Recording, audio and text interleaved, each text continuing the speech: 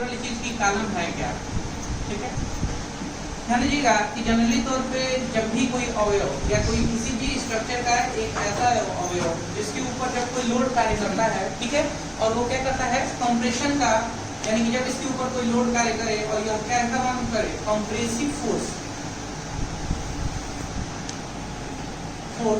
जो है वो वहन करे, इस प्रकार के अवयव को हम क्या कहते हैं, कॉलम। ध्यान रखिएगा यदि यह कॉलम वर्टिकल फॉर्मेशन में है तो इसे हम सिर्फ कॉलम स्तंभ के नाम से जानते हैं। यदि यह इंक्लाइंड पोजीशन में होगा इसी को हम क्या कहते हैं, स्ट्रट। यानी कि ध्यान रखिएगा कि अगर हम कंप्रेसिव मेंबर के तौर पे देखें, यानी कि कंप्रेसिव मेंबर के तौर पे देखें तो दो प्रकार के जो है अवयव की बात करेंगे। एक जो है होता है वो होता है आपका स्ट्रट और दूसरा जो होता है वो होता है आपका कॉलम। ध्यान रखिएगा, ठीक है ना।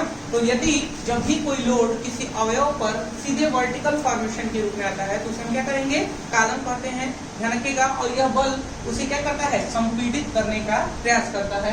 दूसरी चीज अगर हम स्ट्रट की बात करें तो यह इसके ऊपर जो फोर्स होते हैं यह एक इंक्लाइंड अवयव होता है, यानी कि नत अवयव होता है जो किसी कोण पे क्या होता है, झुका हुआ होता है। ऐसे अवयव को जो संपीड़न बल को वहन करता है लेकिन एक नत अवस्था पे वहन करता है उसी को हम क्या कहते हैं, स्ट्रट कहते हैं। ध्यान दीजिएगा। अब इस आधार पर हमें सिर्फ अगर हम कॉलम की बात करें, ठीक है ना, यानी कि जो कॉलम है यह तो कॉलम का डिफिनेशन की बात हुई थी। अगर हम कॉलम टाइप्स ऑफ कॉलम की बात करें अकॉर्डिंग टू लोड, पहला हम बात करें किसके, अकॉर्डिंग टू लोड, ठीक है। अकॉर्डिंग टू लोड के बेसिस पे अगर हम कॉलम की बात करें कि जब कोई किसी कॉलम पर कोई भार कार्य कर रहा होगा और यदि यह भार उस कॉलम के ऊपर, यदि यह भार इस कॉलम के ऊपर कैसा कार्य कर रहा हो, ठीक उसके मध्य पे कार्य कर रहा हो, यानी उसके एक्सिस लाइन पे कार्य कर रहा होगा, तो इस प्रकार के कॉलम को हम एक्सियल लोडेड कॉलम कहते हैं, ठीक है। जब कोई किसी कॉलम पर कोई भार उसके ठीक अक्ष पे कार्य कर रहा होगा तो उसे हम अक्षीय भारित कॉलम के नाम से जानते हैं। दूसरा प्रकार का अगर हम कॉलम की बात करें कि जब कोई ऐसा कॉलम जिस पर लोड उसके अक्ष से समानांतर और अक्ष से कुछ बीच की दूरी पर, जिसकी दूरी जिसे हम स्मॉल ई से रिप्रेजेंट करते हैं और इसे हम इसेंट्रिसिटी कहते हैं। ध्यान दीजिएगा, ठीक है, इसे हम इसेंट्रिसिटी कहते हैं। इसके ऊपर यह लोड जब उसके अक्ष के समानांतर तथा अक्ष से कुछ दूरी पर कार्य करता है तो ऐसे कॉलम को हम इसेंट्रिक लोडेड कॉलम कहते हैं।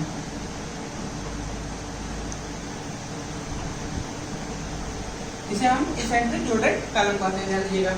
और तीसरे प्रकार के अगर हम कॉलम की बात करें कि जब किसी कॉलम पर कोई लोड उसके अक्ष के लंबवत कार्य करे, ठीक है, जब किसी कॉलम पर कोई लोड उसके अक्ष के लंबवत कार्य करे तो उसे हम ट्रांसवर्स लोडेड कॉलम कहते हैं।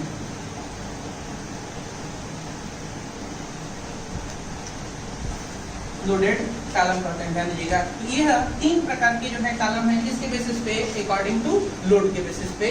पहला एक्सियल लोडेड कॉलम, दूसरा इसेंट्रिक लोडेड कॉलम और तीसरा ट्रांसवर्स लोडेड कॉलम, ठीक है। दूसरी चीज अगर हम इसकी बात करें इसके सिलेंडरनेस रेशियो के बेसिस पे, दूसरा अकॉर्डिंग टू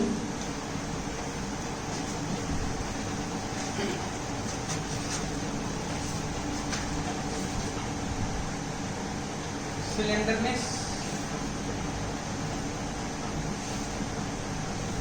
रेशियो, ठीक है। अकॉर्डिंग टू सिलेंडरनेस रेशियो की बात करें अगर हम लोग, यानी इसे हम लोग तन्यता अनुपात कहते हैं, ठीक है। तो तन्यता अनुपात की अगर हम बात करें तो सबसे पहले हम थोड़ा सा बात कर लिया जाए इसके बारे में, तो तन्यता अनुपात के बारे में ध्यान दीजिएगा कि तन्यता अनुपात होता क्या है। इसे slenderness lambda equal to L/R ratio के नाम से हम लोग जानते हैं, ठीक है ना, बराबर होता है। अब यहाँ से जब हम तन्यता अनुपात की बात करते हैं तो यह लैम्डा इक्वल टू होता है L/K, ठीक है। लैम्डा इक्वल टू क्या होता है, L/K, यानी उसके तन्यता अनुपात का जो मान होगा उस खंड के प्रभावी लंबाई तथा उसके न्यूनतम परिभ्रमण त्रिज्या के अनुपात क्या होता है, बराबर होता है। और यह न्यूनतम कैसे निकालते हैं, तो I मिनिमम बटा में 1 बेसिस पे, ठीक है ना, ध्यान रखिएगा। और यह L जो होता है यहाँ पर उसकी प्रभावी लंबाई की बात करते हैं, जिसपे आपने सोम में पढ़ा था 4 कंडीशन होते हैं कि जब किसी कॉलम के दोनों सिरे बद्ध हों एक उस कॉलम का एक सिरा बद्ध होगा और दूसरा सिरा जो है स्वतंत्र होगा, एक उसका एक सिरा बद्ध होगा और दूसरा सिरा कब्जेदार होगा, और चौथा कंडीशन था कि उसके दोनों ही सिरे क्या थे, कब्जेदार थे। तो यह 4 प्रकार के कंडीशन जो है उसमें होते हैं अकॉर्डिंग टू उसकी प्रभावी लंबाई की जब हम बात करते हैं। और न्यूनतम परिभ्रमण त्रिज्या का जो मान होता है वह उस खंड के न्यूनतम जड़ता गुण तथा उसके क्षेत्रफल के अनुपात के वर्गमूल के क्या होता है, बराबर होता है। ध्यान रखिएगा। तो यह तन्यता अनुपात के आधार पर जब हम लोग देखेंगे उस कॉलम का वर्गीकरण, तो यहाँ पर 3 प्रकार के कॉलम की बात की जाती है। पहला जो होता है उसे हम लोग लघु कॉलम या शॉर्ट कॉलम के नाम से जानते हैं। दूसरा होता है मध्यम कॉलम और तीसरा होता है दीर्घ कॉलम। ठीक, ये 3 प्रकार के जो है वो कॉलम हम लोग सॉन्ग में अकॉर्डिंग टू पढ़ते हैं। अब यहाँ पे जो लघु कॉलम होता है इसकी बात की जाएगा कि लघु कॉलम क्या होता है, ध्यान रखिएगा, और मध्यम कॉलम क्या होता है और दीर्घ कॉलम। तो जब तन्यता अनुपात का मान, ठीक है, जब तन्यता अनुपात का मान क्या हो, 30 से कम होगा। जब तन्यता अनुपात का मान क्या होगा, 30 से कम होगा। ध्यान रखिएगा, तन्यता अनुपात का जो मान होगा उसका कोई यूनिट नहीं होता है। यह भी मीटर में और यह भी क्या है, मीटर में है, दोनों कैंसिल हो जाएगा। तो जो तन्यता अनुपात का मान अगर 30 से कम होगा तो ऐसे कॉलम को हम क्या कहेंगे, लघु कॉलम कहेंगे। दूसरा, अगर तन्यता अनुपात का मान 30 से लेकर के और 120 के मध्य होगा, 30 से लेकर कहाँ तक होगा, 120 से मध्य होगा, तो ऐसे कॉलम को हम क्या कहेंगे, मध्यम कॉलम के नाम से जानेंगे। और तीसरा होगा दीर्घ कॉलम की जब बात करें कि अगर तन्यता अनुपात का मान 120 से क्या हो, अधिक होगा, तो ऐसे कॉलम को हम क्या कहेंगे, दीर्घ कॉलम के नाम से जानते हैं। ठीक है, तो यह किस बेसिस पे था, तन्यता अनुपात के आधार पर। तो 2 प्रकार के आपने देखा, पहला अकॉर्डिंग टू लोड के बेसिस पे देख लिया आपने, ठीक है ना, कि जो लोड कार्य कर रहे हैं वह किस प्रकार के होते हैं। ठीक है, दूसरा अकॉर्डिंग टू स्लेंडरनेस रेशियो की बात की गई कि उस आधार पर जो है वो कॉलम होते हैं। ठीक है ना। एक तीसरी बात आती है कि जब कॉलम की हम बात करते हैं तो कॉलम के ऊपर जब लोड कार्य करते हैं और उस लोड के कारण में 2 प्रकार की जो है अवस्थाएं उत्पन्न होती हैं। पहला जिसे हम लोग कहते हैं बकलिंग की घटना और दूसरा कहते हैं क्रिपलिंग की घटना। ठीक है ना, ये ध्यान रखिएगा। यहाँ पे एक इसी फॉर्मूले के लिए आप 2 प्रकार के फार्मूलों का भी यूज करते हैं, एक जिसे आप आयलर सूत्र कहते हैं, ठीक है ना, और दूसरा जिसे आप क्या कहते हैं, रैंकिन सूत्र के नाम से जानते हैं। वो ऑलरेडी अपने शो में पढ़ा हुआ है। ठीक है, तो देखिए, जब इसके ऊपर जब कोई लोड कार्य कर रहा होगा तो लोड कार्य करने की अवस्था में 2 तरह की घटना उत्पन्न होती है। ठीक है ना, ये 2 तरह की घटना, ये समझ लीजिए, यहाँ पे हम लोग बात कर रहे थे। ठीक है, तो पहला जो है ये कॉलम ध्यान से सुनिए क्योंकि ये अभी मैसनरी स्ट्रक्चर में भी आपके है, ध्यान रखिएगा। ये पूरा चीज वही चीज लिखना भी आपको, तो ध्यान अभी दिखा देते हैं, सुनिए ध्यान से। तो पहला इसमें जो है आपको जब लोड उस पर कार्य करते हैं उस लोड के आधार पर 2 प्रकार की जो है जनरली घटनाएं होती हैं। एक जिसे हम लोग बकलिंग की घटना कहते हैं, जिसे साधारण भाषा में बहकाव कहा जाता है, ध्यान रखिएगा। और दूसरी एक घटना होती है जिसे हम लोग क्रिपलिंग कहते हैं। ये मोस्ट इंपॉर्टेंट टॉपिक है आपके लिए, ये ध्यान रखिएगा। स्टील में भी जो है इंपॉर्टेंट है, सुन में तो था ही था, ये जान लीजिएगा। तो बकलिंग की घटना की बात की जा रही है और दूसरा क्रिपलिंग की घटना की बात की जा रही है। इसे साधारण में कुचलन कहा जाता है।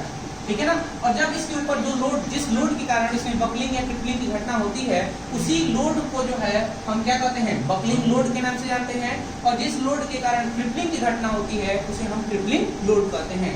ध्यान रखिएगा कि जनरली तौर पे बकलिंग की जो घटना होती है वो लंबे कॉलम में होती है। बकलिंग जो घटना होगी वो किसमें होगी, सदैव लंबे कॉलम होती है। होता क्या है कि जब इसके ऊपर कोई लोड कार्य करता है, ठीक है ना, एक्सियल हो या फिर मान लीजिए कि एसेंट्रिक लोड हो सकता है, और इस लोड के कारण इसमें क्या हो जाए, डिफ्लेक्शन हो जाए, मतलब वो मुड़ जाए, बेंड हो जाए उसमें, तो उस स्थिति में उसी हम घटना को हम क्या कहते हैं, बकलिंग कहते हैं। यह सदैव किसमें होती है, लंबे कॉलम में ही होती है, ध्यान रखिएगा। दूसरी चीज, अगर हम क्रिपलिंग की बात करें, यानी कि जब कोई कॉलम छोटा होता है, ध्यान रखिएगा, ये घटना सिर्फ लार्ज कॉलम की अवस्था में होती है, या मैक्सिमम कह लीजिए, ठीक है, या लॉन्ग कह लीजिए। तो लार्ज या लॉन्ग की अवस्था में जो है यह घटना होती है हमेशा किसकी, बकलिंग की। और इस लोड को हम क्या कहते हैं, बकलिंग लोड के नाम से जानते हैं, ध्यान रखिएगा। इस लोड को हम क्या कहेंगे, बकलिंग लोड के नाम से जानते हैं। दूसरा, यदि कॉलम छोटा है या शॉर्ट फॉर्मेशन में है और जब इस पर कोई लोड लगे और इस लोड के कारण यदि यह कॉलम जो है वो नीचे की तरफ कुछ दब जाए, यानी इसका कुछ हिस्सा क्या हो जाए, अपने स्थान पर नीचे धंस जाता है, तो उस प्रकार की अवस्था को हम क्या कहते हैं, क्रिपलिंग कहते हैं। यानी कि उसे हम क्या नाम देंगे, कुचलन के नाम से जानते हैं, ध्यान रखिएगा। और यह जो कुचलन की घटना होती है यह सदैव साल्ट कालम में होती है, ध्यान रखिएगा। यह सदैव किसमें होती है, साल्ट कालम में होती है। यह लॉन्ग कालम की अवस्था होती है और यह किसी अवस्था होती है, साल्ट कालम की अवस्था होती है। ठीक, तो जो कालम की घटना हुई, आपने देखा 3 तरह से हम लोगों ने कालम को जो है वर्गीकृत कर दिया। पहला, उस पर आने वाले लोड के बेसिस पे, दूसरा उस पर आने वाले अकॉर्डिंग टू स्लेंडरनेस रेशियो के बेसिस पे, और तीसरा जो लोड उस पे कार्य करते हैं उस लोड के कारण उस कालम में क्या परिवर्तन होते हैं, क्या चेंजेस होते हैं, उसके आधार पे जो डिफॉर्मेशन होते हैं उसके बेसिस पे हमने देखा कि 2 प्रकार के जो है वो कालम होते हैं। एक बकलिंग लोडेड कालम होते हैं और दूसरा क्रिपलिंग लोडेड कालम होते हैं। बकलिंग वह घटना है जब किसी कालम पर कोई लोड कार्य करे, वह अपने स्थान पर क्या हो जाए, झुक जाए, यानी बेंडिंग हो जाए, तो ऐसी घटना को हम क्या कहेंगे, बकलिंग कहेंगे। और उस लोड को क्या कहेंगे, बकलिंग लोड कहेंगे। और जो कालम प्रभावित होगा बकलिंग के कारण उसे बकलिंग लोडेड कालम कहेंगे, ध्यान रखिएगा। दूसरा, अगर हम क्रिपलिंग की बात कर रहे थे, तो जब किसी कालम पे लोड के कारण वह कालम अपने ही स्थान पर उस लोड के द्वारा कुचल दिया जाता है या अपने स्थान पर ही क्या होता है, दब जाता है, ऐसी घटना में उसे हम क्रिपलिंग लोडेड कालम के नाम से जानते हैं। जो लोड या जिस लोड के कारण वह जो है प्रभावित होता है उसे हम क्रिपलिंग लोड कहते हैं, और यह घटना क्या कहलाती है, क्रिपलिंग कहलाती है। ठीक है, ध्यान दीजिएगा। यह तो बात थी, इसके आधार पर जो है जहाँ पर हम लोगों ने देखा अकॉर्डिंग टू सोम जो है इसके बेसिक कॉन्सेप्ट थे कि कालम जो है वो कितने प्रकार के थे। ठीक है, ध्यान दीजिएगा। अब अगर हम लोग आरसीसी की भाषा में देखें तो आरसीसी में आपने देखा था कि जो हमारे कालम थे वहाँ पर कालम को सिर्फ 2 ही प्रकार में डिस्ट्रीब्यूट किया गया है। ठीक है, वह एक जिसे हम लघु कालम के नाम से जानते हैं और दूसरा जिसे हम लोग दीर्घ कालम के नाम से जानते हैं। ठीक है ना। तीसरा अगर हम कालम की बात करें तो वह आरसीसी के बेसिस पे स्लेंडरनेस रेशियो वही होता है, बस अंतर ये होता है कि वहाँ पे हम 12 के अनुपात से लेते हैं। जबकि अगर हम लोग उसके शेप की बात करें, अकॉर्डिंग टू शेप के बेसिस पे देखा जाए तो जनरली तौर पे जो हमारा कालम होता है शेप के बेसिस पे जो हम लोग दैनिक दिनचर्या में यूज करते हैं, अकॉर्डिंग टू शेप अगर देखा जाए तो यह 2 प्रकार के होते हैं। ठीक है, पहला जिसे हम लोग सर्कुलर कॉलम कहेंगे और दूसरा जिसे हम स्क्वायर कॉलम, और तीसरा जिसे हम लोग रेक्टेंगुलर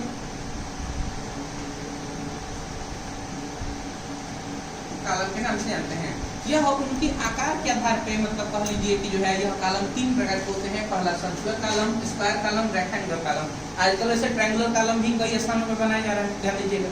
ठीक है ना। तो यहाँ पर 3 प्रकार के जो है ये जनरली तौर पे जो है वो कालम आपके बनाए गए हैं। यह अगर इसके प्लान की बात करें तो ऊपर से यानी इसके टॉप व्यू की बात करें तो सर्कुलर फॉर्मेशन में दिखाई देगा। दूसरा, अगर हम स्क्वायर शेप की बात करें तो यह स्क्वायर शेप में दिखाई देगा, और जो हमारा रेक्टेंगुलर होगा वह कुछ आयत के फॉर्मेशन में जो है वो हमारा दिखाई देगा। तो यहाँ पर हम लोग देखें अगर तो शेप के बेसिस पे जो है यह 3 प्रकार के होते हैं, ध्यान दीजिएगा। तो यहाँ पर जो हम लोगों को कालम पढ़ना है, यहाँ पे देखिए कोई कालम है तो हम अगर ड्राइंग के बेसिस पे देखें तो जो हमारा कालम है उसमें यह नहीं दिया गया होगा कि लघु कालम है या फिर दीर्घ कालम है। यहाँ पर सिर्फ उसकी आपको डिजाइन की बात करनी है। प्रश्न में दिया गया होगा, उस प्रश्न के बेसिस पर जो है हमें उस कालम को क्या करना है, ड्रॉ करना है। ठीक है, अगर हम इसके पार्ट्स की बात करें, देख लीजिए एक बार।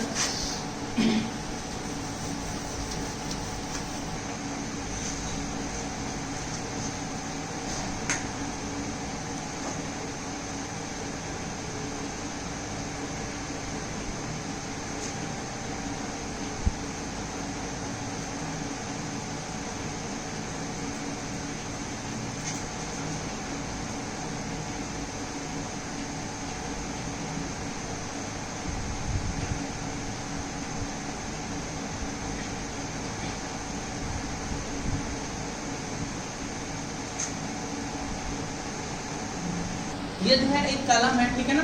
इसमें क्या एक कॉलम का जो है साइड सेक्शनल एलिवेशन है, ध्यान दीजिएगा। ठीक है, इसे हम क्या बोलते हैं, side sectional elevation. Sectional elevation का मतलब ये है कि उसे ऊपरी सिरे से काट करके और क्या देखा जा रहा है, एलिवेशन का मतलब उसका क्या होता है, फ्रंट व्यू के नाम से जानते हैं।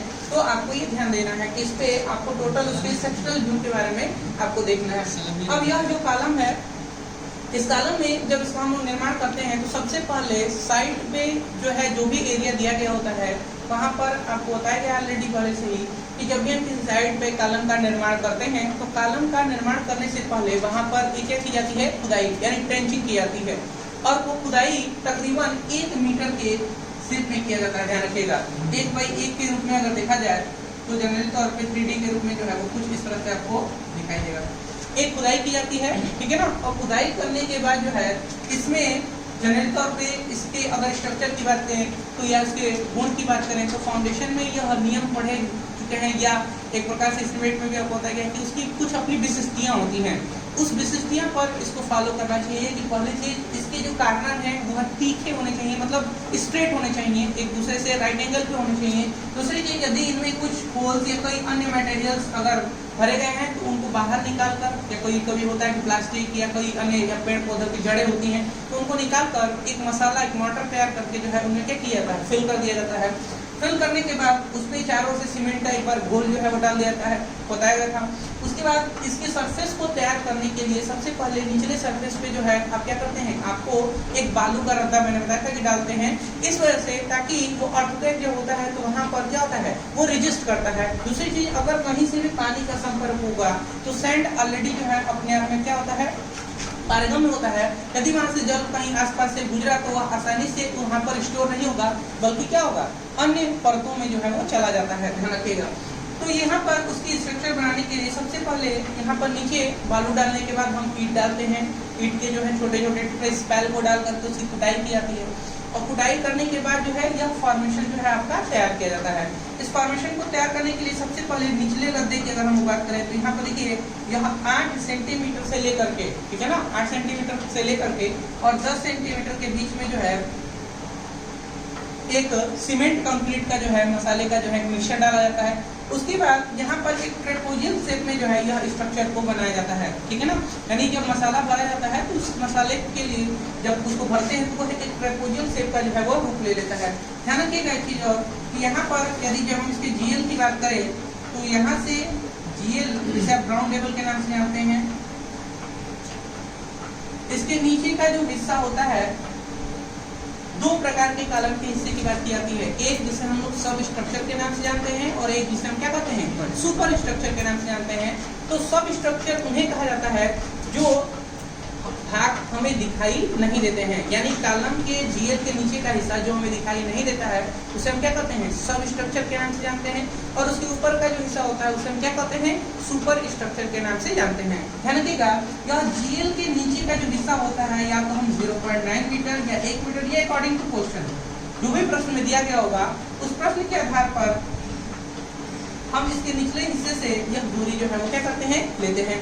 यहाँ पर दूसरी चीज यह जो डेप्थ दी गई है यह प्रश्न में जो भी दिया गया होगा सपोज करें कि दिया 30 सेंटीमीटर दे दिया गया है, ठीक है, तो उसके हिस्से से यहाँ तक की जो हिस्सा होगा इसे हम लोग सलामी या टेपर्ड, जो आप देख रहे हैं कि यह इंक्लाइन पोजीशन के रूप में यहाँ पर आया हुआ है, इसे हम क्या बोलते हैं सलामी या टेपर्ड के नाम से जानते हैं। दूसरी चीज यह जो छड़ दिखाई दे रही है आपको स्ट्रेट बार, इसी को हम लोग मेन बार या स्ट्रेट बार के नाम से जानते हैं। ध्यान दीजिएगा इसी को हम क्या बोलते हैं मेन बार या फिर क्या बोलते हैं स्ट्रेट बार के नाम से जानते हैं। और आप जानते हैं कि जब भी हम कॉलम में बात करते हैं तो कॉलम में जो स्टील की मात्रा प्रयुक्त की जाती है, टोटल एरिया ऑफ स्टील जो होता है वह आपको बताया गया है कि न्यूनतम कितना होगा और मैक्सिमम जो होगा वह कितना होगा। तो ध्यान रखिएगा न्यूनतम जो होता है वो 0.6% होता है, ठीक है, 0.8 होता है 0.8% होता है, ध्यान रखिएगा। और जो मैक्सिमम होता है वो कितना होता है 6% होता है। मिनिमम जो होगा वो कितना होगा 0.8% होगा और जो मैक्सिमम होगा वो कितना होगा 6% होगा। ध्यान दीजिएगा। अब इसमें जो छड़ें होंगी उनका एक अपना डायमीटर भी होगा। तो अब बताया गया है कि जनरली तौर पर मेन बार जो होता है वह 12 mm से लेकर के और कहाँ तक 50 mm तक जो है हम यूज करते हैं, ठीक है ना। उसमें कंडीशन भी बताया गया था आपको कि अगर 200 mm या न्यूनतम पार समाप्त होगा कब तो 12 mm तक का ही हम प्रयोग करते हैं, ठीक है ना। तो उस आधार पे जो है हम इसके मेन बार या स्ट्रेट बार का प्रयोग करते हैं, ठीक है। वैसे प्रश्न में ये दिया नहीं होता, आपको खुद से एज्यूम करना होता है वहाँ पे। दूसरी चीज यहाँ पर आप देख रहे हैं इन्हें हम हॉरिजॉन्टल स्टीरअप्स के नाम से जानते हैं। अभी तक हम लोग बीम में जब इसे पढ़ते थे तो क्या करते थे वर्टिकल स्टीरअप्स के नाम से जानते थे, लेकिन कॉलम में इसे क्या कहते हैं हॉरिजॉन्टल स्टीरअप्स के नाम से जानते हैं। ध्यान दीजिएगा और इसका जो मान होता है या तो हम 6 mm या फिर क्या लेते हैं 8 mm लेते हैं, या मुख्य छड़ का व्यास का 1/4 कहा जाता है। ठीक है, वैसे जनरली तौर पर हम 6 mm का प्रयोग नहीं करते हैं। अब हम कितने का प्रयोग कर रहे हैं, 8 mm का प्रयोग कर रहे हैं, ध्यान दीजिएगा। उसके बाद यदि हम यहाँ पर इसके बीच की गैप की बात करें, जिसे हम क्या बोलते हैं, कवर के नाम से जानते हैं, तो यह जो कवर है वो आपका कितना रखते हैं कॉलम 40 mm। ठीक है, उसके बाद यहाँ पे देखिए यह जो छड़ आई है वह नीचे की तरफ जा करके कुछ क्या हुई है, आगे तक गई हुई है। तो यह जो डिस्टेंस होता है यह 12d होता है, जो मुख्य छड़ के व्यास का 12 गुना होता है। दोनों ही कंडीशन में यह 12d है और इधर भी जितना हम ले जाएंगे वो कितना है, 12d है। दूसरा प्रोसेस ये है कि आपके यहाँ से हम 45 डिग्री का कोण बनाते हुए एक रेखा खींचे, ठीक है, या फिर हम उसकी कितने लेंथ को लें, 12d को लें, तो यह दोनों ही प्रोसेस में से आप कोई भी क्या कर सकते हैं, यूज कर सकते हैं। या तो आप 12d लीजिए या फिर आप कितना लीजिए, 45 डिग्री लीजिए। इन दोनों के बेसिस पे जो हम उसकी वैल्यू को लेंगे, तो यह आपका साइड एलिवेशन के रूप में जाना जाता है, ध्यान दीजिएगा। दूसरी चीज, ब्राइन के प्रश्न में आपको 3 चीजें कॉलम में जो है वो ड्रा करना होगा। पहला इसका जो है साइड सेक्शनल एलिवेशन,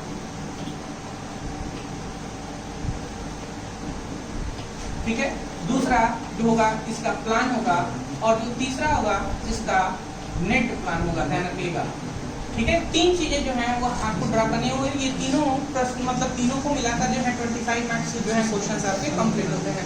तो ये 3 चीजें जो है यहाँ पर आपको ड्रा करनी होगी अकॉर्डिंग टू जो भी प्रश्न में दिया गया होगा। दूसरे अगर हम इसके प्लान की बात कर लें तो ऊपर से अगर देखा जाए, ठीक है ना, यानी टॉप से जो देखा जाए तो वह किस शेप में दिखाई देगा। अगर यह स्क्वायर होगा तो स्क्वायर शेप में दिखाई देगा, अगर ये सर्कुलर फॉर्मेशन में होगा तो सर्कुलर दिखाई देगा, अगर यह रेक्टेंगुलर फॉर्मेशन में होगा तो रेक्टेंगुलर फॉर्मेशन में दिखाई देगा। लेकिन ध्यान रखिएगा इसके साइड सेक्शनल एलिवेशन में कोई परिवर्तन नहीं होता है, क्योंकि आप जानते हैं कि अगर कोई चीज सर्कुलर है, सिलेंड्रिकल फॉर्म में है, अगर उसके आइसोमेट्रिक मतलब अगर आप उसका प्रोजेक्शन खींचते हैं तो हमें किस शेप में दिखाई देता है, रेक्टेंगुलर शेप में ही दिखाई देता है। ये ध्यान रखना है आपको, ठीक है। तो इस बेसिस पे जो है हम इस कॉलम को जो है ड्रॉ करेंगे, ठीक है।